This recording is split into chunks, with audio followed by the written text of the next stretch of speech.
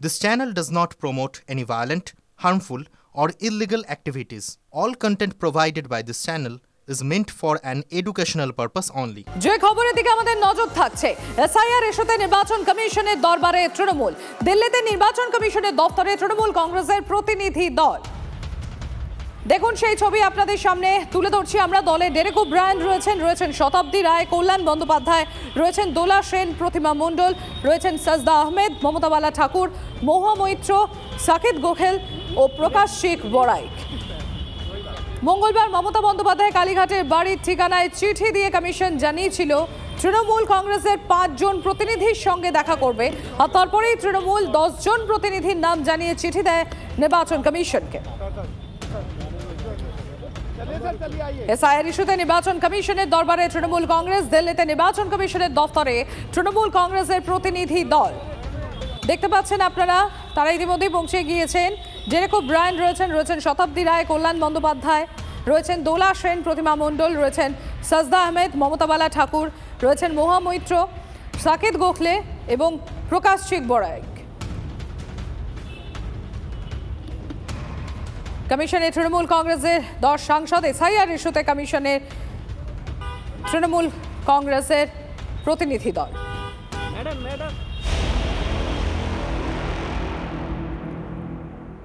আর এই এসআইআর পর্বে দলের নেতাদের পারফরমেন্স কেমন? মমতা বন্দ্যোপাধ্যায়ের কাছে লিখিত রিপোর্ট দেবেন অভিষেক। 6 ডিসেম্বরে রিপোর্ট দেবেন অভিষেক। নির্দেশ মতো কাজ করলো কারা পিছিয়ে, নির্দেশ পেয়েও নিষ্ক্রিয় ছিলেন কোন কোন নেতা, সব নিয়েই মমতা বন্দ্যোপাধ্যায়কে পারফরমেন্স রিপোর্ট দেবেন অভিষেক।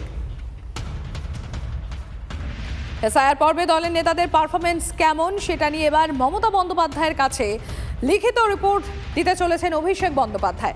6 ডিসেম্বর এই রিপোর্ট দেবেন অভিষেক এবং নির্দেশ মতো কারা কাজ করেছেন, কারা পিছিয়ে রয়েছেন, নির্দেশ পেয়েও কারা নিষ্ক্রিয় ছিলেন, সমস্ত কিছু উল্লেখ থাকবে সেই রিপোর্টে।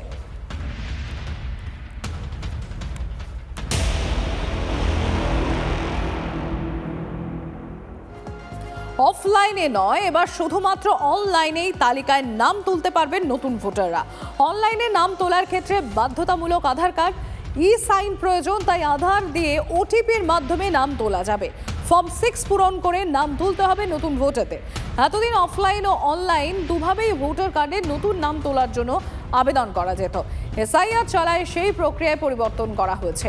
9 ডিসেম্বর এসআইআর এর খসড়া তালিকা প্রকাশ করবে কমিশন। তারপর তালিকায় নাম তোলার জন্য আবেদন করতে পারবেন নতুন ভোটাররা। এসআইআর চলছে বলে গোটা প্রক্রিয়াতে বদল এসেছে। অফলাইনে আর হবে না, এবার থেকে অনলাইনেই করা যেতে পারে। শুধুমাত্র ভোটার কার্ডে নাম তুলতে গেলেই নতুন নাম তোলার জন্য আবেদন করা যাবে শুধুমাত্র অনলাইনে।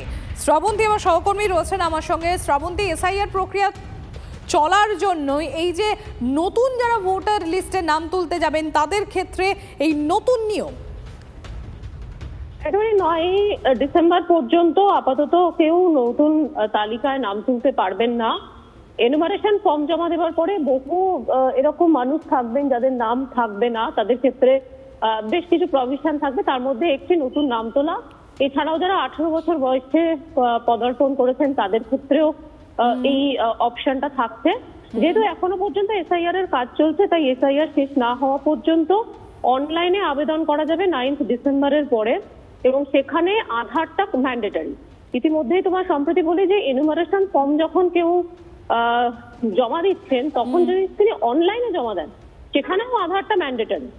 সাইনের ভেরিফিকেশনের জন্য এই আধারটা ম্যান্ডেটরি করা হয়েছে এবং এই আধার দিয়েই অনলাইনে ফর্ম দেওয়া যাবে। সম্প্রতি ধন্যবাদ শ্রাবন্তী। আপনাদের জানাই, অনলাইনে নাম তোলার ক্ষেত্রে বাধ্যতামূলক থাকছে আধার কার্ড। এসআইআর চলছে, এই প্রক্রিয়া চলছে বলে এখন নতুন ভোটার যারা তাদের ক্ষেত্রে শুধুমাত্র অনলাইনেই তারা আবেদন করতে পারবেন।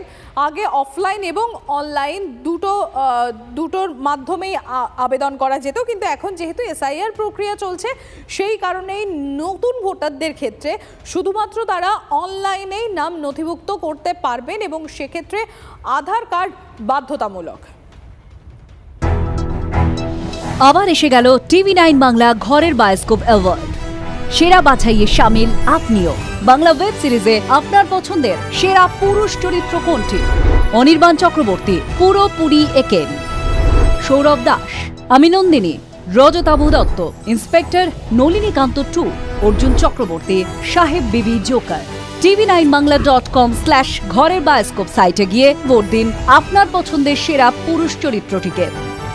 TV9 বাংলা ঘরের বায়োস্কোপ অ্যাওয়ার্ডস আসছে TV9 বাংলায়।